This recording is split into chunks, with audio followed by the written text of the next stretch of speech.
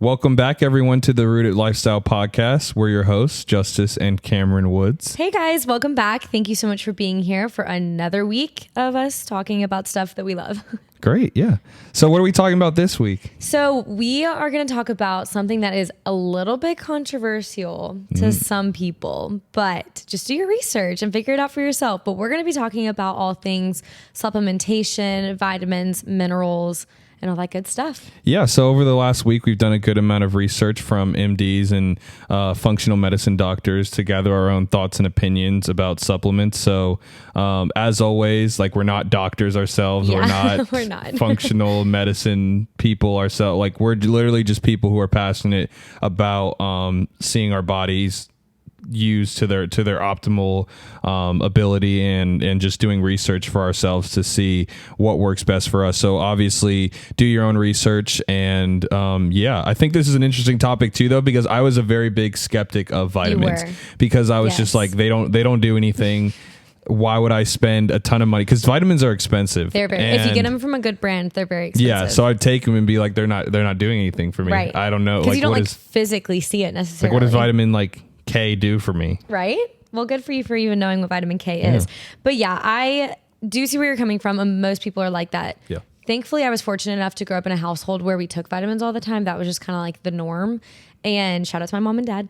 But I kind of grew up, and then I was at a young enough age to when I started getting eczema and stuff like that. So I was taking vitamins and supplements in order to help my skin, to help moisturize it, to help my immune system that was being attacked and very low. I was getting sick all the time, so I would use vitamins to help. So once we got married, I was like, Justus, come on, like, take these vitamins with me, whatever. And when you were injured. So we both have our fair share of taking vitamins and minerals to reach that optimal level that you were talking about. Yeah. So, and obviously, like, no pill or anything can replace proper eating, living, sleeping, and exercise. No. Like, your lifestyle is the most important thing to optimize your health. It's a supplement, not a substitution. So yeah, we couldn't stress that enough. Like, please don't if you take anything from this podcast, take away that these are supplementations, not substitutions. Yeah, sorry, supplementation. Yeah.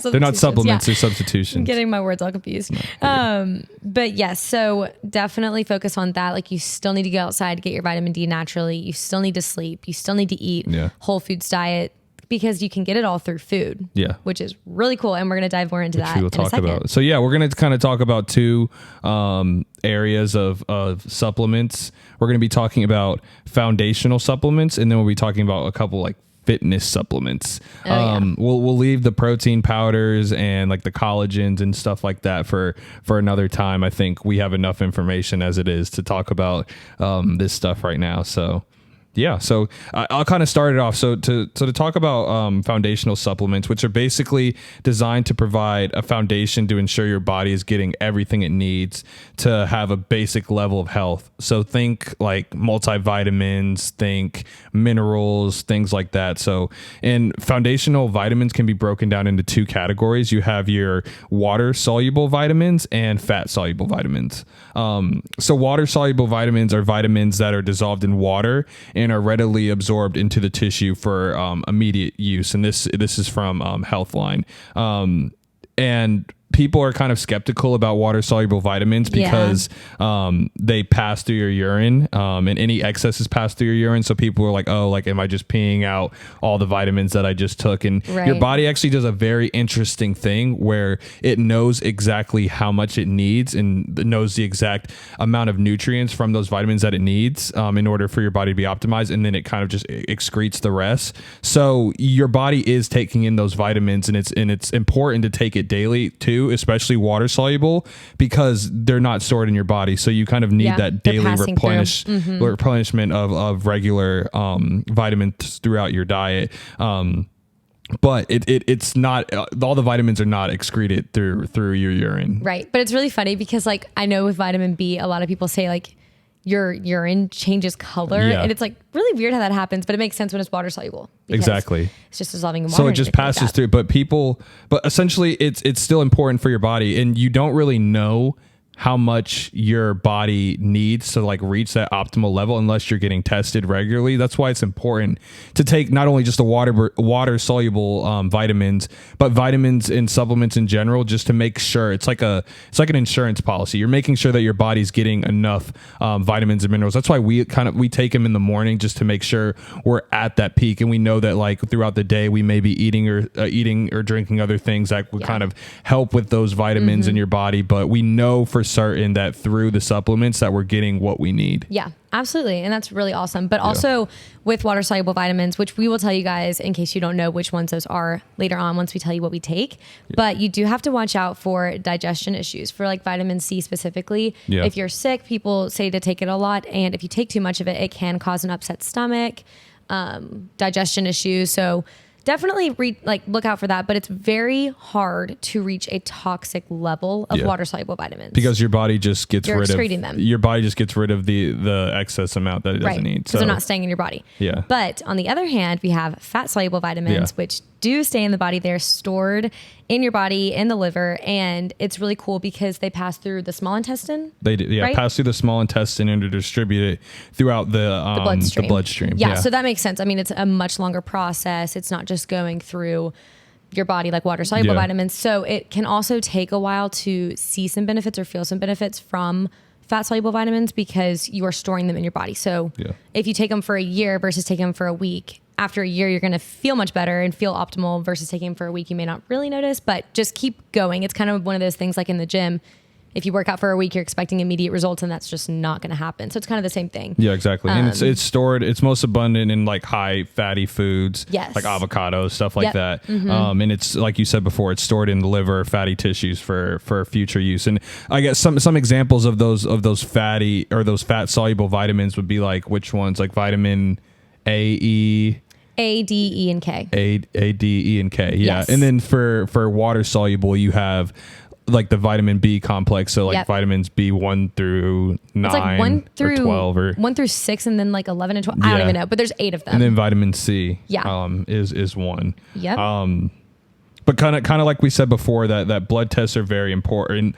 I know that we need to start doing it. You have done it in the past. I have done it. Yes. When I was going through everything with my skin and my body was just freaking out, I got my blood tested and I saw things that I was deficient in.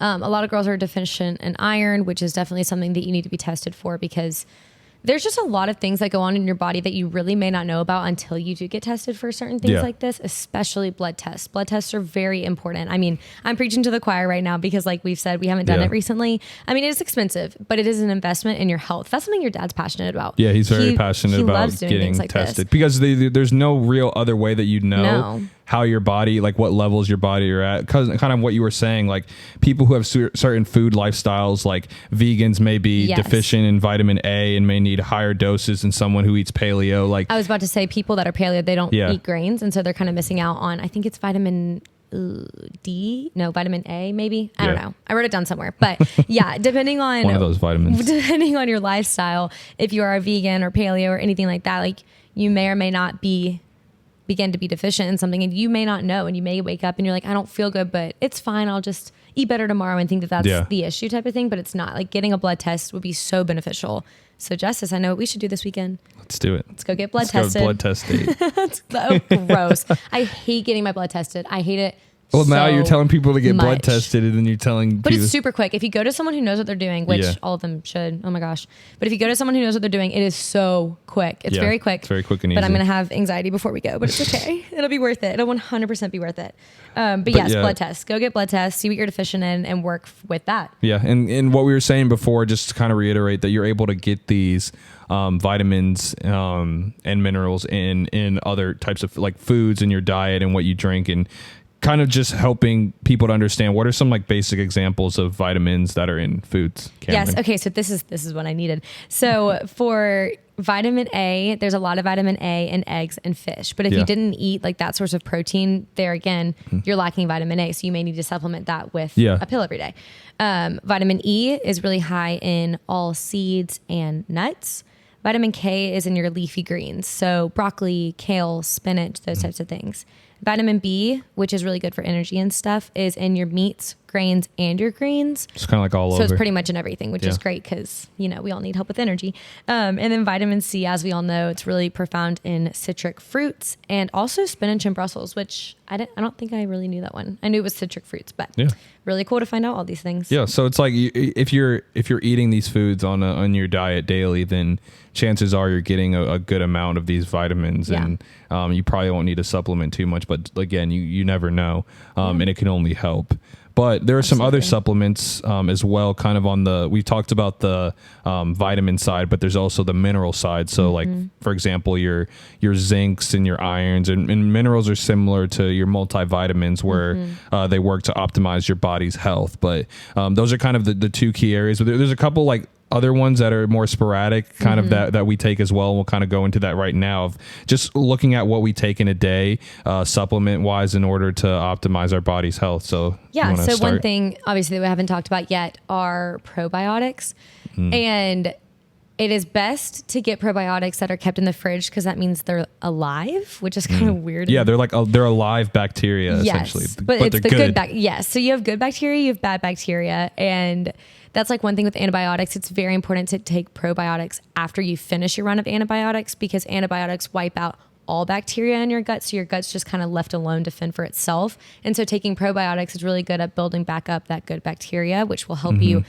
It'll help your immunity just last a lot longer and you'll just be healthier and stuff. So I try to take a probiotic every morning. Yeah. It's also very, very good for digestion. Yeah.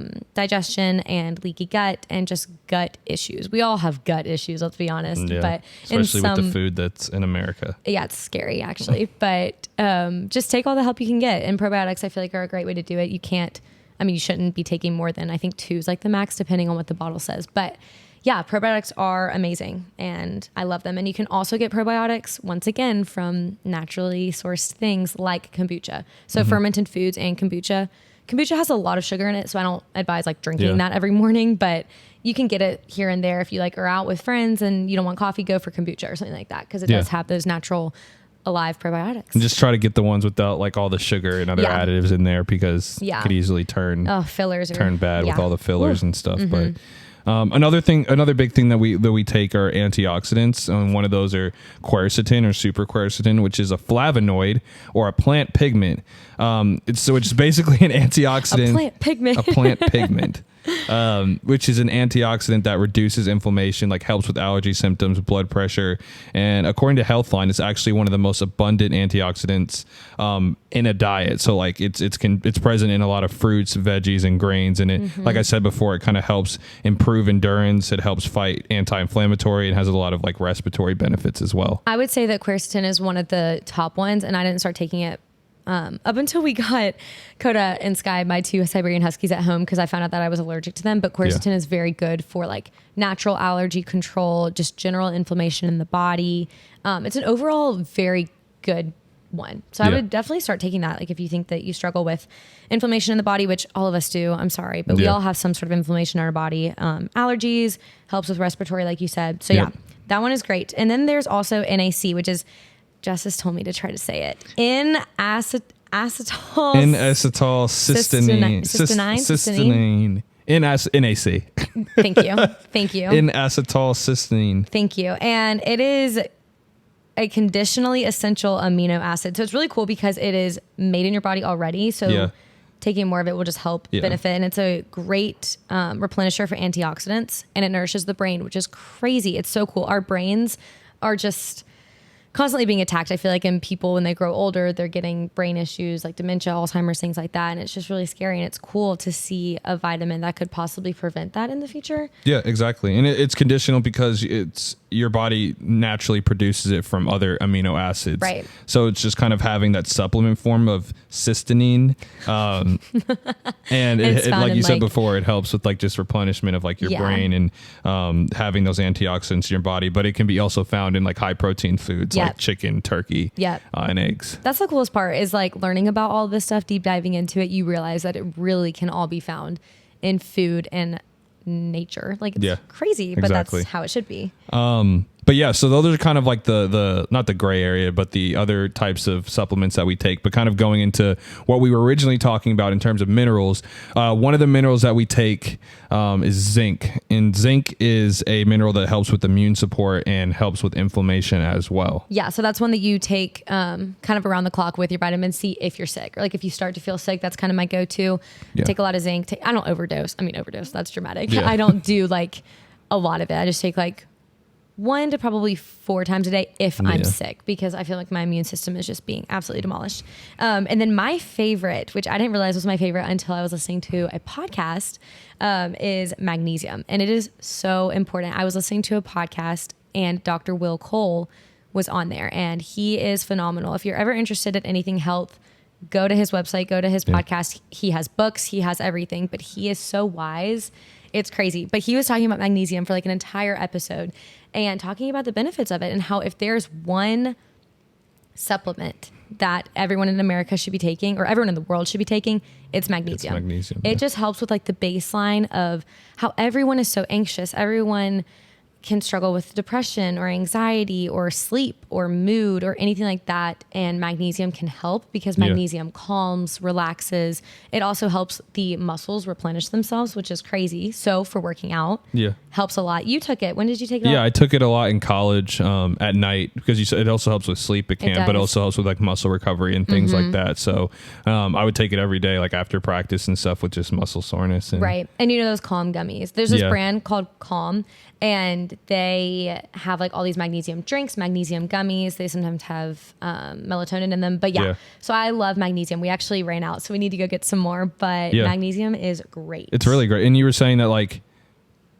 it's very important because like 50 to 90% of people in the world are deficient in it. That's what Dr. Will Cole said, which I was is crazy that if that's stuck with true. me, and that's scary and insane. So also, if you take anything away from this podcast, go get some magnesium. Yeah, for sure.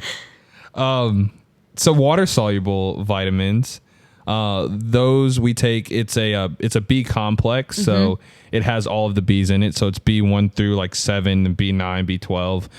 I won't go through like what all the B vitamins do, but like, for example, B3 helps with digestion and metabolism. B7 helps release energy from carbohydrates, aids in the metabolism of fats and proteins. And it's just a comprehensive vitamin to take where you're getting all these different forms of B to help with your overall health of your body. So we usually take that in the morning, just to give us kind of that energy boost that we need. And then also vitamin C as well. Like we said, it helps with overall immune function, but it also helps with like wound healing, bone formation, all that good stuff. Yeah. Crazy. I love vitamin C. I take it every single day. And then for the fat soluble vitamins, we actually this morning discovered how AG1, when you buy their like first their first go around of AG1, you get a free D3 plus K2 dropper. And it is the most condensed version of it. You literally do one little drop. It's like 0.05 milliliters, I think, every single day. And it's fascinating because Justus was like, why? Because I told him in the past, you need to take D3 with K2. And he was like, why? And I can't find like a pronounced sentence that just says this is why it works out. I've just read studies, and people have done studies on how when you combine the two together, it is just like the superior effect that you can't get with them two alone. If it's just like, I think it basically just the K2 with the D3 helps to make sure that the calcium being transported by the D3 is getting absorbed into your bones properly. Yeah. It's just a very good aid to help make sure that vitamin D is like really getting absorbed. Absolutely. The calcium and vitamin D. Yeah. So we take both of those, which is great. Or we just started to, which is great. Yeah. So speaking of like AG1 or like all the different brands, like talk a little bit about just the types of brands, because there's so many, like you said before, it doesn't have to be regulated. Yeah. So that's actually, I don't think I mentioned that. Oh, you didn't? I don't know if I did, but that's one of the scariest things. And that's why we have skeptics in the world, because supplements are not regulated by the FDA, which is kind of very scary. Mind blowing. It's actually mind blowing. So people can just do and create whatever like we they could want. create one right now if we wanted to, and not test it, not do anything, put all these fillers in it, and just sell it. I think the craziest thing that I heard was that like you see a lot of these like pre-workouts or something like that say third party tested, and third party tested could just mean like your cousin said it was good. Yeah, it doesn't have to be like anyone of significance at all, and it's so scary. So I was researching a little bit more about it because obviously I have my go-to brands that I've just trusted from my mom and from people that she follows, from doctors, from functional medicine doctors. But there's also something that you can look for. It's the seal of approval kind of. It's called the NSF International label. Not all of mine have them, honestly, but that's not like my seal of approval necessarily. It's more not talking to people, but looking up to people that I really trust and that I've followed, like Dr. Will Cole, Dr. Jessica. She's an MD. Andrew Huberman, just people that you listen to and that you can find out things from is really cool. And AG1 is actually one of the brands that I have most recently been interested in because I was like, oh, it's just what all the influencers do. And it's probably filled with crap, like all this stuff, because they have everything has a ton of fillers in it, like things that just don't need to be there. And actually AG1 is all organic. Most of their stuff is from Whole Foods, not the store, like from foods that are whole. Tons of vitamins, tons of minerals. And it's just really fascinating. I was reading a lot on it this past week. And so I definitely suggest AG1. They're great. And then I have my other ones like Country Life. I like that brand. I like Jarrow Formulas. Pure Encapsulations. They're the brand that we use for NAC, but they have like almost everything. And so I think they're pretty pricey though, I do believe. And so that's why I've gone to some other brands, but I do look for always making sure they're gluten-free, because honestly, if they're not gluten-free, like what are they putting in? Truly, what are you putting in there? That's like, what? It should be pretty much dairy-free and gluten-free like every time. Like that doesn't make sense to me. So yeah, there are just tons of ones that you can look for. You just need to do your own research. I think that that's really important. And I think that they're just a bunch of fillers. And so you need to read the ingredients. As scary as it is, you need to read the ingredients because you need to know what you're putting in your body. And that's how it is even with food. Like take the same principle as what you're putting in your body, whole foods wise and supplement wise, 100%. Yeah. And I think that kind of leads into like the big question of what people ask about taking supplements of like vitamins or minerals of, well, what are the side effects? Because if they're so good, why, like what's going to happen to me if I don't take, what's going to happen to me if I take too much? And I think, it's important to note that we take supplements and we take vitamins that are naturally produced in our body. Yes. And that's to say we're not putting some foreign chemicals in our body to help like improve, to like help increase like our muscle mass, our strength, our size. Right.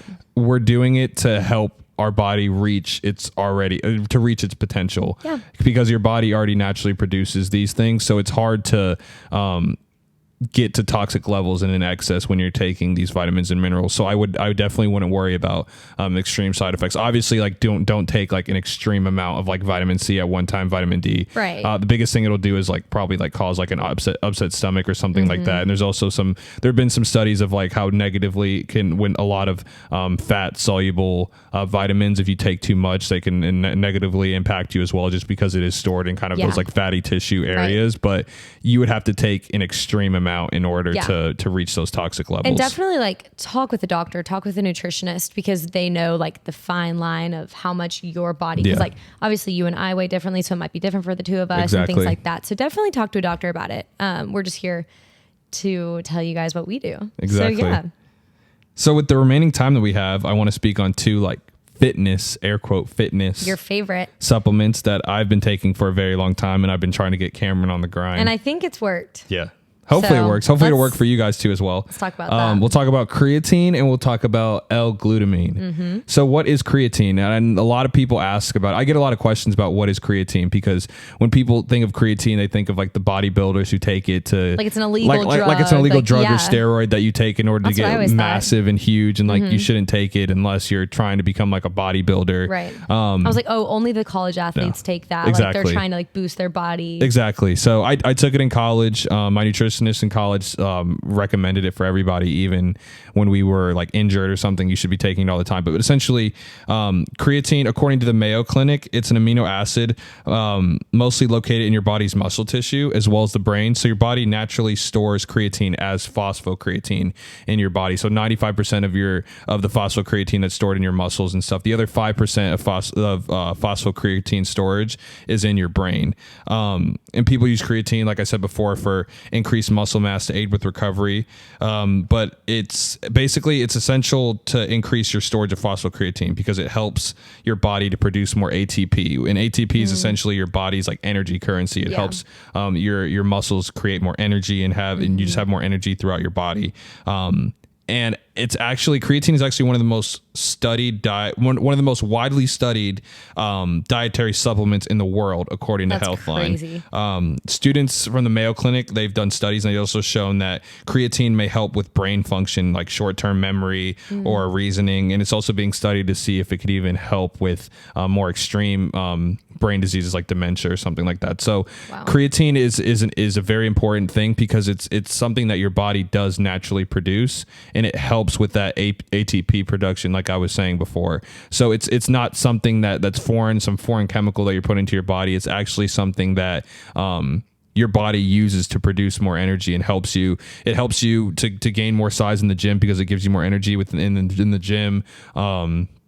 It just allows with like overall recovery too. And it's a great supplement, and I highly recommend it. I know. I think that's the funny thing. When we were looking at all these studies and everything, it was actually getting me very interested because I was like, all I've heard about creatine is that it makes you big. That's just like the general rule. Oh, it makes you big. Okay. Well, that's like a girl's worst nightmare. Like, I don't want to get big. I'm not going to touch creatine. And it's like, that's just not true. Maybe during the loading phase, like you said earlier of like, or so there's a loading phase, which is there's two ways to do it. I think the initial loading phase is like 20 to 25 grams for the first like week. And that's essentially to help push the results of creatine for like muscle mass and stuff a little bit faster. But you could also do just the daily 5 grams, and you'll probably reach that same that same goal within a couple months. It'll probably just take a little bit longer, but there's no real. It's just about preference and like timing if you want to do a loading phase or not. But creatine is like I said before, it's a very healthy thing for your body, and it's a very widely studied and very safe supplement. It's actually produced in animals, especially meat. So I don't think I have to check this, but either plants. Oh, sorry. That was funny. We're hungry. We're thinking about what we're about to eat. It's producing animals, especially meat. It's producing meat like beef, animal meat, and stuff. Yeah.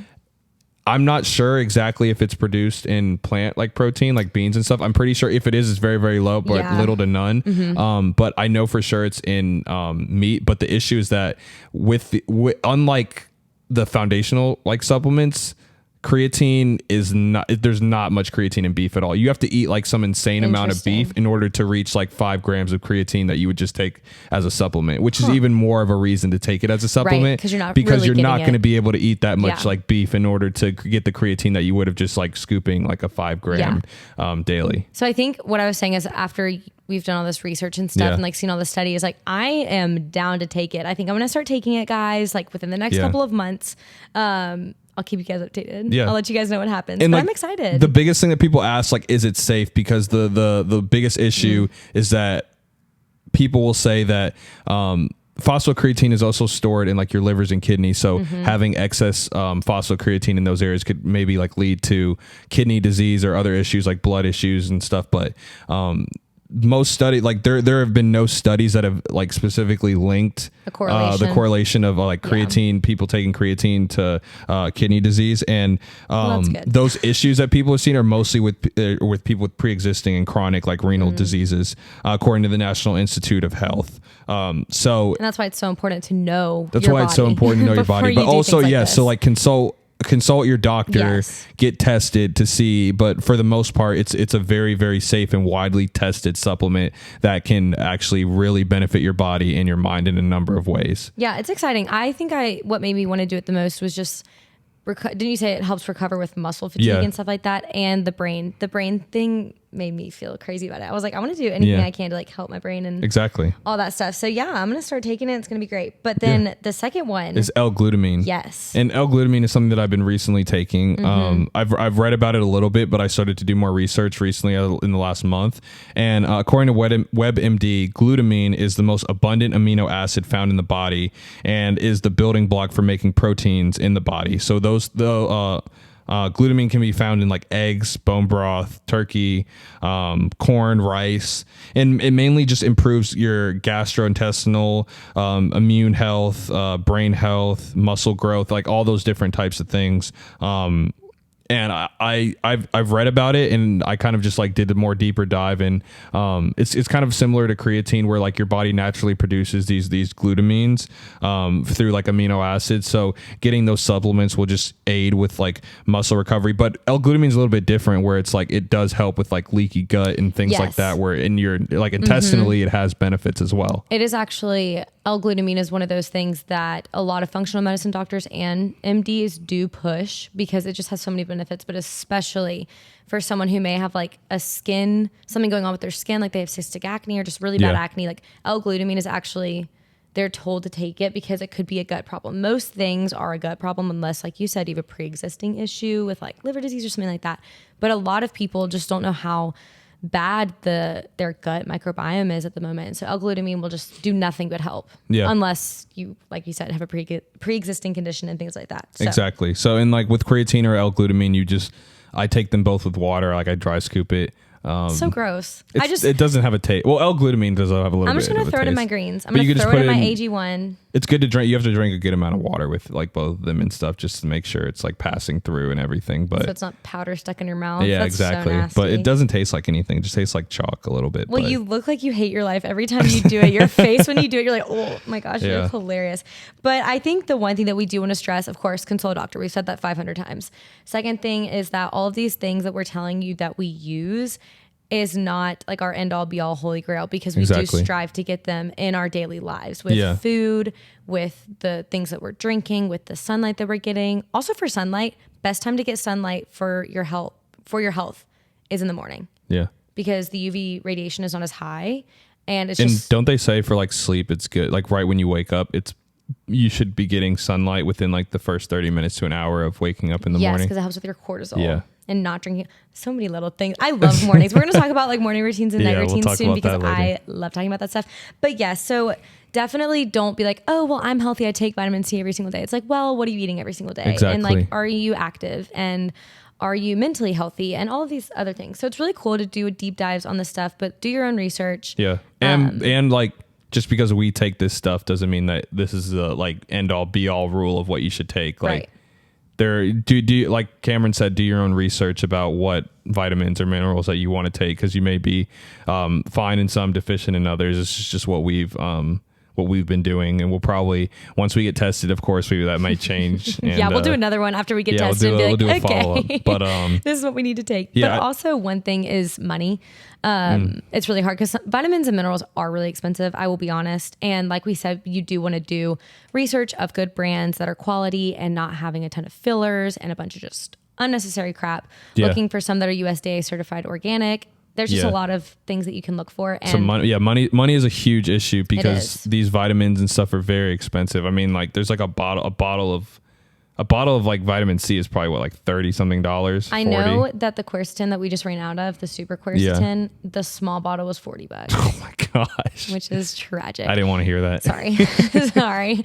But yeah. And so honestly, that could just be a push for you to strive to get these things through your diet, because you're paying for food anyways and you are eating anyways. So might as well do a little competition with yourself and see how many vitamins and minerals you can get in your diet. Yeah. Or you can just start with one, you know, start with the basics. Start with like the basics of taking one, and that'll do wonders for you as well. Just, you don't need, your body, like we said before, you can get it through the different you can get it through your diet. But even starting supplementing with just one, do like a vitamin C or like a vitamin B every morning can work wonders for you.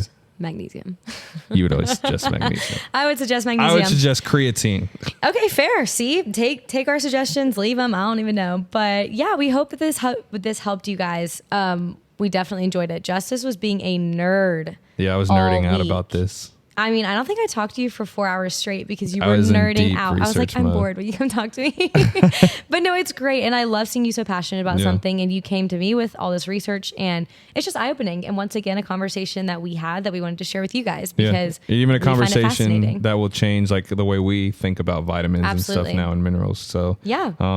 I think I know that we mentioned earlier that like we didn't get into the whole collagen. Like collagen is another good one. Like protein powders, like the difference between like a whey or a plant based. I know those are stuff that we'll get into at a later episode Different as types well. of collagen, different. I have so much to say about that yeah. stuff. It's fascinating. But for now, yeah, hopefully this provided you with some good information that you can use to maybe talk to your doctor about or just kind of, go from here and do your own research and seeing what vitamins and minerals you may want to start supplementing. Absolutely. So as always, thank you guys for listening. Thank you guys. Tune in next week for who knows what we're going to talk about. But we'll see you love guys next week. Bye. Bye.